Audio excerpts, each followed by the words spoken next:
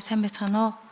За 5 жилийн ер нь ингээд урт хугацааны төлөвлөгөөг харахаар дэлхийн олон орнууд урт хугацааны төлөвлөгөөн дээрээ барьдаг нэг чухал зүйл бол аз жаргалын үзүүлэлтүүд байдаг. Та бүхэн аз жаргалын репортуудыг бас сонсчихсан баг. Тэгэхээр манай улс бол бие дааж энийг гаргадаггүй.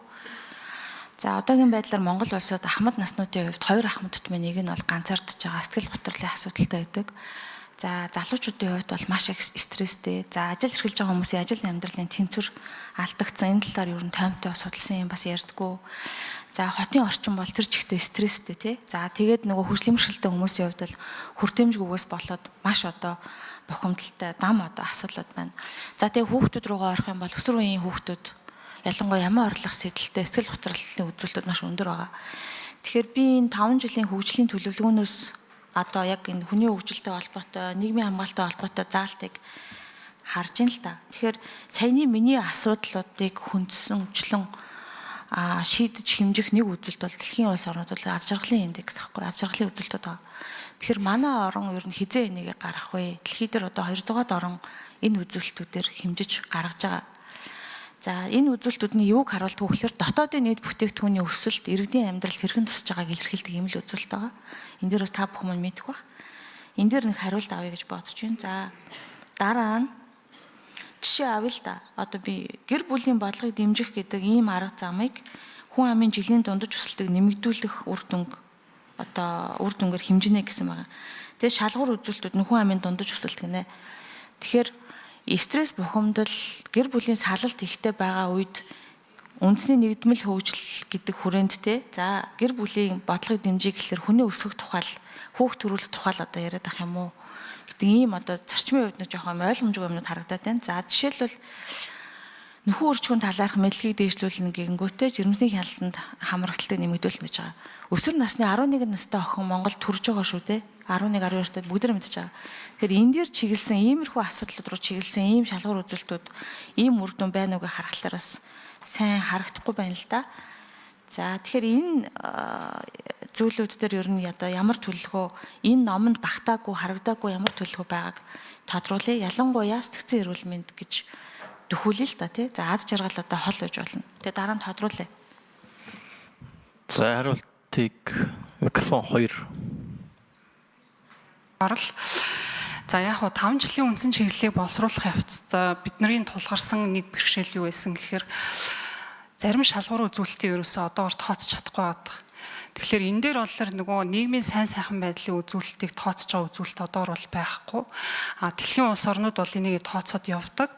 Тэгэхээр бид нар бол энийг тооцдог болох хэрэгтэй.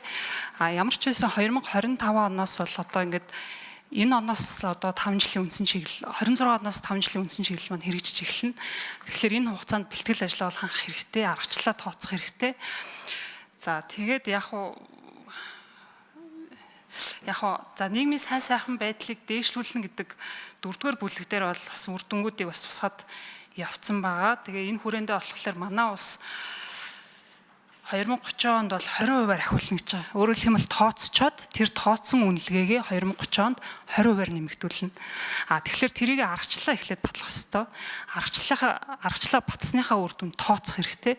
Тооцоод тэр үнэлгээгээ 2030 онд 20%-аар нэмэгдүүлнэ л гэсэн шалгуур үзүүлэлт хүрэх түвшинг тогтоож өгч байгаа. За дээрээс нь хөтөлбөр нийгмийн хамгааллын яам энэ дээр нэмж хариулах хэрэгтэй тий. микрофон 1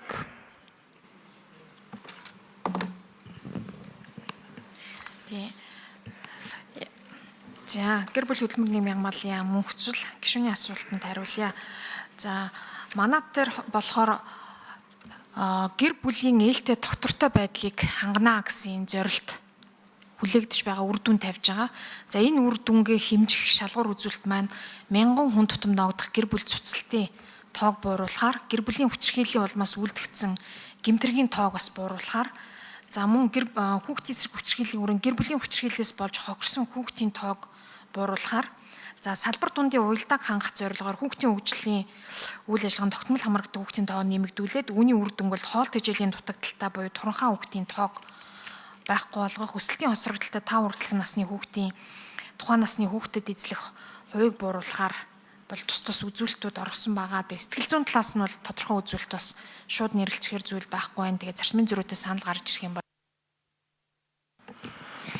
За баярлалаа. Саранчлан гишүүн тодруулж асууя. За сэтгцэн эрүүл мэндийн асуудал төр тодруулъя. Аха. Микрофон 3. За Саранчлан гишүүний чухал хөндөж байгаа зүйл энэ хүний хөгжлийн үзүүлэлттэй. Тэгээд бид энэ гол энэ бичиг баримтад оруулж байгаа зүйл бол хүний хөгжлийн үзүүлэлт. Тэр дотроо хүний хөгжлийн үзүүлэлтийн одоо гол бүрэлдэхүүн хэсэг нь бол энэ эрүүл мэндийн асуудал байдаг. Энэ насчлалд боловсрол амжиргааны түвшинтэй уйсан. Тэгэхээр энэ эрүүл мэндийн одоо Монгол улс энэ хүний хөгжлийн үзүүлэлтээр 0.74 буюу нэг дундаж өндөр үзүүлэлттэй бол энэ 5 жилийн хугацаанд бид энэ өндөр хүний хөгжилтэй буюу 0.8-аас дээшээ гарсан юм үзүүлэлттэй болъё гэж байгаа. Энэ дотор бол одоо гол үзүүлэлт бол ерөөсөө эрүүл мэндийн тусламж үйлчилгээг хүртээмжтэй хүргэж чаддаг. Дээрээс нь хүмүүс нь урт удаан чанартай амьдарч чаддаг. Өвчнөөс болоод нас баралтыг бууруулна л гэсэн энэ том зорилтыг энэ 5 жилийн юунд орсон байгаа. За мөн давхар бол одоо энэ халдвар бус өвчин гэдэг дотор бол сэтгцэн эрүүл мэндийн асуудал бол өөрөө орж байгаа. Тэгэхээр энэ дээр бас танд дэлгэнгүй мэдээлэл өгье. За бас нэг чухал зүйл бас Гүйцэж хариулах 3 номер. нөхөн өрчгөн асуудал бас дурддагдж байна. Тэгэхээр энэ бас эрүүл мэндийн салбарын бас нэг томоохон нэг зүйлэл өсвөр насны охтуудын жирэмслэлтийн ижлэх хувь бууруулах. За дээрэс нь одоо амьд төрөлтийг өөр хүндэлтэй харьцуулах харьцааг бас абортыг одоо бууруулах гэсэн ийм хоёр чухал зүйл үзүүлэлтүүд орсон яваа шүү. За Саранчлан гишүүн тодруулж асууна. Аха. За баярлалаа. Тэгвэл одоо оруулахаар төлөвлөж байгаа гэж ярьж байна те. Нийгмийн сайн сайхан байдлын үзүүлэлтийнхаа яг хэмжүүрөө тодорхойлоогүй бол бид нар одоо аз жаргалын гэж яриад байгаа survey дээр дэлхийн 10 төрлийн үзүүлэлт шүү дээ. OECD хэрэгжилж байна, NUP хэрэгжилж байна, дэлхийн статистикийн хороо хэрэгжилж байна. Тэрнээс бүгдээрээ авч энэ аз жаргалын индексүүдийг оруулж өгөх нь 5 жилийн төлөвөө ярьж байгаа үед маш чухал байхгүй юу? Энүүгээрээ бид нар жихнээсээ одоо дотоодын нийт бүтээгдэхүүн хүмүүсийн амьдралд яаж хүрч байгаа гэдгийг ярина. Дээрэс нь бид нар одоо өнөөдөр энэ номонд байгаа туссан бүх үйлчлэгээ чинь одоо өвдсөн хүмүүсийг сэргийлэх эсвэл одоо эмнэлэгт очсны дараа л авах үйлчлэгээнүүд төлөх үү байгаа байхгүй. Гэтэл эмнэлэгт очоогүй, онцлогдоогүй, өвдөөгүй, эрүүл буюу одоо яг нэг өөрийгөө аваа явж байгаа хүмүүсийн талаарх судалгаа энэ төр чинь тэр өнөөр гарч ирэхгүй л те. Тэгэхээр тэрийг гаргахад энэ их чухал учраас энэ дээр зарчмын зөрүүтэй санал хамтарч гарах хэрэгтэй байна. Энэ дээр бас хамтарч ажиллая гэж бодоод байна. За энэ асуулт биш те. За хариулт 2 номер юм. Сүрэн орол мэдээж ажлын хэсгийн хүрээнд бол зарчмын зөрүүтэй саналын томьёол гаргаад хэлэлцээд явах бүрэн боломжтой. Тэгээд гишүүтэй хамтраад ажиллаад явъя.